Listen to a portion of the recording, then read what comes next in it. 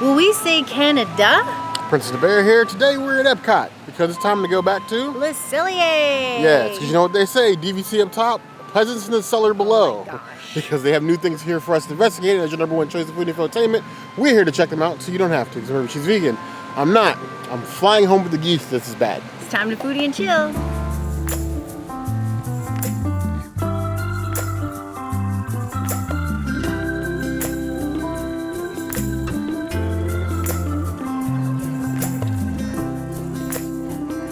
I always get the pretzel bread, so this time I decided to go with the blended bread. They're both vegan.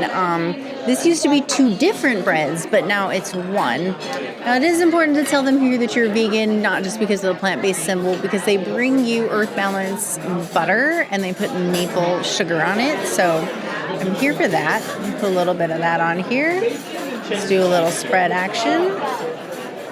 I love a good sourdough mix. Cheers. It's got like this beautiful hint of fresh rosemary that I absolutely love. I can see myself eating copious amounts of this. You can ask for as much as you want. I recommend just getting it for each iteration of meal if you're not getting poutine. Because if you get poutine, you're donezo. I'm not doing that today. I'll give this bread a 4 out of 5 breads. It gives good bread. If it's one thing about Le Cellier is that they always give good bread.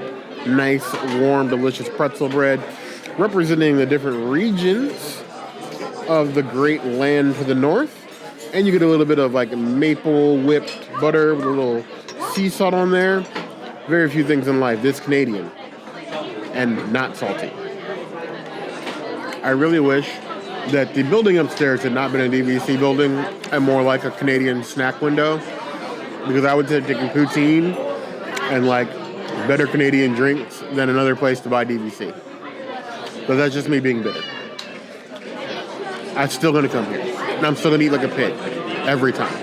I would give this a 4 out of 5 claws. It is peak theme park bread.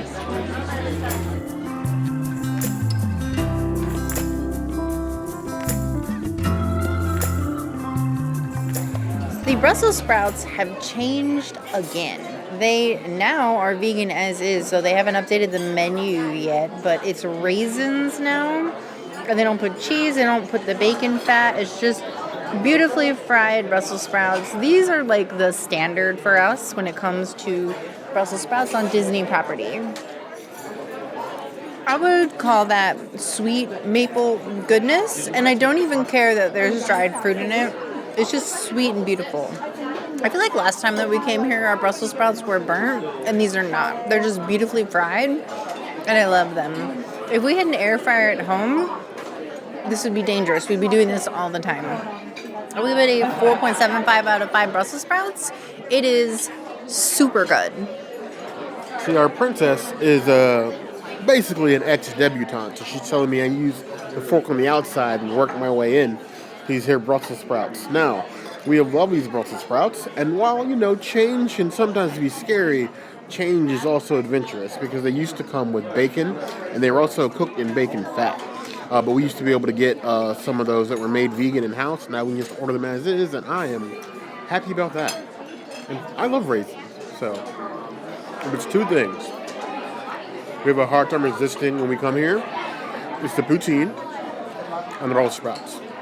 We never leave here. Even if you don't see it on camera, we never leave here without getting one of those. It's usually both, but most definitely at least one. Delicious. The sweetness, the char, that smokiness. These just keep getting better. These ever go away, I will in fact cry. I don't cry at castles. I don't cry at fireworks. I don't cry at character meet and greets. But if these Brussels sprouts leave, I'm going to shed a tear. Leave again, because I did leave before. We were very sad. I will cry 2 tears, 2 whole tears. One on this side, one on this side. 5 out of 5 claws. They're on the necessity list for a reason.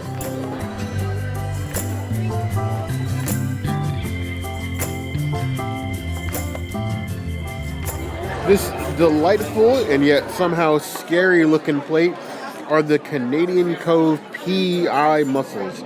Delicious mussels with huge herb croutons on top, a charred lemon sauce, and there's also some chorizo mix in here. This is a crouton. The Canadians consider this huge thing to be crouton. That is a hunk of bread. I don't care where you're from. Ain't no way in the world this is a crouton. That's like I could attack somebody with this. That might be assault with a deadly weapon on the mussels. That one was empty. Let's go ahead and dig in here and get a little bit of the meat. That's what people want to see. We'll take a crouton, put that on top, and then let's get some of this charred onion vinaigrette on top with a little bit of the chorizo, because that's what the people want to see. It's like a Canadian hors d'oeuvre. I feel fancy. Well, okay. Now, while it may not look like a crouton, it certainly chews like one. That is the sharpest thing I've had in my mouth since the last time I cut my tongue open with a knife trying to lick the peanut butter off. And yes, I've done that several times. The princesses have been witness to me do it. And then do it again a couple days after. It's really rather terrible. But the mussels, delicious. I was worried about the herb, the charred onion sort of sauce they had in there, that it would be like overpowering. I don't like a lot of onion, and then I can't eat a whole lot of it anyway. But this is perfectly balanced. It's like take out that brininess of the mussel while still letting it exist. But the chorizo on top of the mussel is a delicious flavor. It's a little bit messy getting your hands in here because you got to go in and dig it out. It's a little bit of work. And that does technically fall in the category of like crab legs and lobster for me, being more work than it's worth sometimes. But if you're willing to put in the effort, the flavor is in fact there. It's a tasty dish. My only note is I wish these croutons were a tad bit smaller, because they're so hard. I have no idea how I'm going to like ration these out to eat with all these mussels. It's just not going to work. I'm going to give it 4 out of 5 claws. It has potential.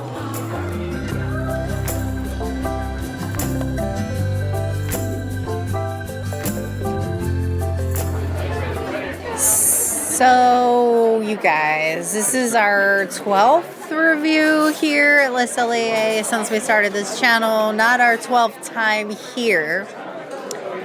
It's been 2 months since our last review.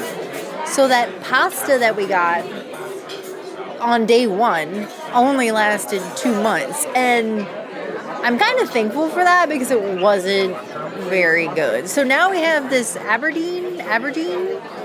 Correct me in the comments. It's basically a beautiful eggplant situation. We have some vine on tomatoes and a sauce. Now, I did bring pocket parm. I don't know if I'm going to need it. The last time I had like a fully eggplant situation like this, it was at B.R. Guest Restaurant. Their latest vegan entree option is eggplant bourguignon. And I loved it. So even though I'm not a big eggplant person, I'm kind of excited for this one, even though this is like ridiculous to try to get a freaking forkful. Oh my gosh. Okay. Oh, I got the tomato. Oh, no, it didn't come off the vine. Okay, it did come off the vine. All right. I'm with the force is with me. I'm with the force is with me. It's giving like eggplant parm, which is interesting because it's not parm, it's not eggplant, there's no sauce, I mean like spaghetti, nudes, whatevs. It's just eggplant, tomatoes, and a gorgeous sauce. Now the texture is a little weird for me. I would like, texture wise, it's squishy and then there's a skin. So, like, if you're not into weird textures, I probably wouldn't do this one. But as somebody who doesn't like eggplant, I would say that this isn't terrible. I do think I like the one at Be Our Guest a little bit more, but, you know, I commit to my mistakes. It's a vibe-ish. It's a vibe for someone. I would give it, I don't know, 3.5 out of 5 eggplants. It's for eggplant lovers. I must say that before anything, this is one of the prettiest plant-based dishes they've had here in a long time. The roast on this eggplant is absolutely gorgeous. Like, they painted the char on these like beautiful tomatoes. I feel like this is something you would see in like a aesthetic Instagram video, but like it's actually on the plate, like you would expect. Like those weird menus with pictures on them that, you know, people like Gordon Ramsay hate so much. I'm going to learn from the princess's ordeal, and I'm taking the tomato first. Then I want this beautiful charred piece of eggplant here, because if I'm going to eat eggplant, I want the best. Now, eggplant is a mixed bag to begin with. Sometimes it's good, sometimes it's mushy, but it's usually all dependent on the texture. It lives and dies, literally, by the texture. It's given parts of slimy yet satisfying. Like the skin is really off-putting. The tomato, blistered tomatoes, like a roasted tomatoes, which we love on their own. We use that in Persian food we cook at home all the time. Or even if we make like sometimes we make like a curled couscous, we put roasted tomatoes on top. We love those, and we're used to that, like sort of like skin. But this eggplant skin is just a completely different texture, and it can feel like even sometimes when you bite into it, like you're chewing it, but the skin is like still there in the background, like not still whole. So that's a bit odd. I like the roasted herbs on top. It really gives it a nice flavor. The eggplant is well seasoned. Just the texture is a bit strange. I think it's a great dish. It feels very rustic, I think is the word I'm looking for. Like very like, I went outside and picked this from my own garden and cooked it double deal. It's a home cooked meal, but like Disney fine dining. I would give it 3.75 out of 5 claws. I like this better than the previous dish, but that texture is a problem.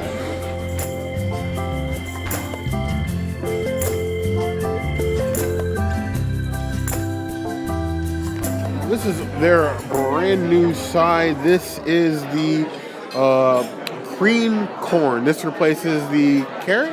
This cannot be made vegan. It's got sweet corn chips on top with like this Empuma. Correct me if I'm saying it wrong. I had to actually Google it before the plate came. They like use this special execution style where they basically make foam out of miso. Very intrigued, at the very least. So even if I don't like it, I am amazed by the foodie science behind it. It's nice and thick, nice and creamy. Nothing really left at the bottom. It all holds together pretty nicely. But the proof is in the cream corn. For those of us with both the blessing and the misfortune to be born and raised in the South, for part of my life anyway, you know what cream corn is. It is one of those things that you either love, really, or you hate. Because it's basically like an almost corn porridge with like bits of corn in it.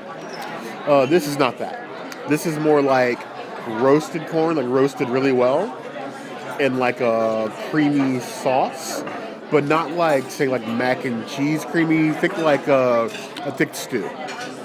It's very much corn all the way through, from the sweet corn chips on top to the corn itself, and even the sauce. It's composed of like the corn and the miso. So you get like a little bit of that like umami flavor. You get miso like in the corn, but it's not like corn porridge. It's not like a Southern American cream corn, but I absolutely love it. I would combine this with the Brussels sprout side, and that could be an entree for me. I would give this 4.75 out of 5 claws. Much better than the carrots. Carrots are great, don't get me wrong, but they were stringy. They were all over the place, a little hard to bite into. The cook was uneven. This, worthy successor. Previous to this, I did get a cream corn at Yachtsman. And well, Yachtsman sets the bar pretty low, both for cream corn and the Steakhouse. So I choose the Cellier. Those of you who've been here are not surprised. Anybody else, I will always recommend you come to Le Cellier over Yachtsman. Eat if you dare.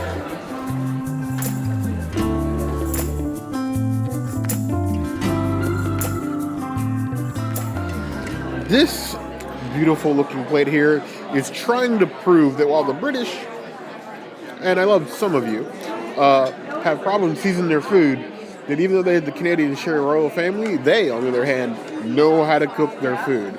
We have their new king salmon. This replaces the black cod they had before that I absolutely hated. You have this wonderfully seared salmon on a bed of Romesco sauce. more blistered tomatoes, and then this beautiful looking thing right here is a squash stuffed with ratatouille. I think Remy would be upset, but hey, everybody can cook, right? Let's try the salmon first. I'm just gonna go in with the fork. No, I'm gonna need a knife. Because the sear, that skin on there, is a tough one. Not tough, but like worthy of a knife. Nice hunkin' piece right there. Just like most salmon with skin on. Very much a more like strong, briny flavor on the back end, especially when you crunch into it. But the sear on the skin is so good. It's like a salmon cracker. Crunches right when you bite into it. You get a nice flaky salmon. It's cooked to chef's choice, which here is medium, which is fine. The Romesco and the acidity helps with sort of that brininess, so it's not so overpowering, and you still get a wonderfully flavorful salmon on top. That is delicious. Next, I would give the salmon a 4 out of 5 claws. I am so curious about this ratatouille squash that I'm just going to pick it up and take a bite, because like you can see, like when they split the squash open and you have ratatouille stuffed inside, that looks beautiful. This could have been a vegan dish all on its own. Oh my god. If you're wondering what the consistency is like, think a jalapeno popper as if it was stuffed with ratatouille. It's almost like a vegetable ravioli, but it's literally a vegetable stuffed with more vegetables and sauce. That is wonderful. And that tastes better than the salmon. I would give that on its own 4.75 out of 5 claws. Literally, they could make a plate of just that with no salmon. That would be like, forget about the eggplant. That is delicious. Your princess would love that. Now we're going to go all in. Give you a little bit of everything. Sacrifice this ratatouille to the foodie gods. You can see it just splayed out all the ratatouille in there. That together is something truly special. When tried with the stuffed squash, that like super brightiness of the fish, especially with the skin, disappears. And in the middle of that, you're just going to crunch at the fish skin, flaky salmon on the bottom, warm ratatouille on top. That's one of those bites you're going to be sitting in your room 3 years from now, cocktail in hand, watching some nice Canadian movie, probably starring Ryan Reynolds, or maybe Hugh Jackman, Canadian? Mike Myers. You're going to reminisce about this dish. That is a 4.75 out of 5 claws. Honestly, I just need more of the squash. I just want that. I love the fish, don't get me wrong, but I want more squash. Like now.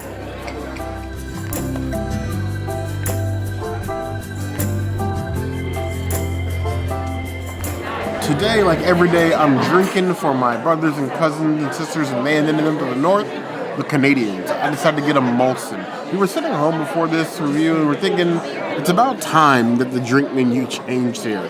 The beers sometimes rotate. The cocktail menu has been virtually the same for years. I think at least 5 or 6. And there still isn't a single cocktail the princess can have because they're not vegan.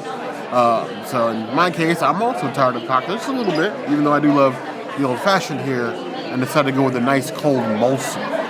That feels proper Canadian.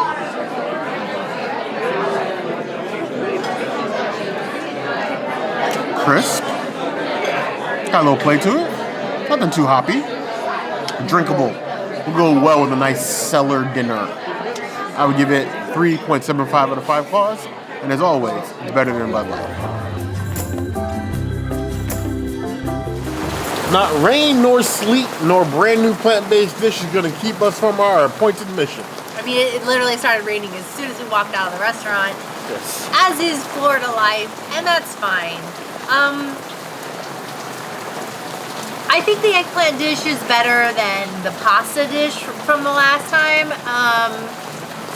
It might be better than the squash too, but it's definitely not as good as the eggplant offering at Be Our Guest. So I would say if you're looking for an eggplant offering, This is the one time I'm going to tell you to do a prefix at Magic Kingdom instead.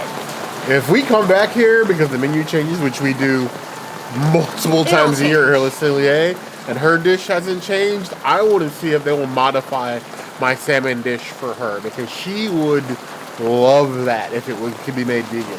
That was absolutely delicious. I love what they've done. And they always do fish here well. I have had some bad ones, and sometimes it's just personal preference. I think the last time you had fish there, you didn't like it. I had the cod, and I could not stand it. I didn't even finish it. But we always love having reasons to come back here. Cellier always feels like home to us. Yeah. Canada feels like home is one thing we do. We will ride for Canada. And always. I think that, like, it doesn't matter if the dishes offered or changed are good or bad. You're always going to be able to find something that you love at Le Cellier. There's so many options. Even though this wasn't like a 10 out of 10 for us, like it usually is for Le Cellier, that's not going to deter us from saying that it is the best steakhouse at Walt Disney World. And we stand on that 10 toes down. But I want to know what you guys think. Are you excited about the new menu here at Le Cellier? Or do you have some other lesser steakhouse in mind? By all means, let us know in the comments below. Now, as always, if there's anything else you'd like to see us do, that will always be the place to find us. Hit the notification bell if you want to see other videos like this. And we have new videos 5 days a week. Monday, Tuesday, Wednesday, Thursday, Saturday. We'll see you soon. Be sure to subscribe and like this video.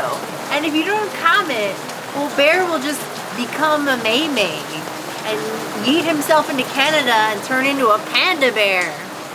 May. Red panda. You heard the girl.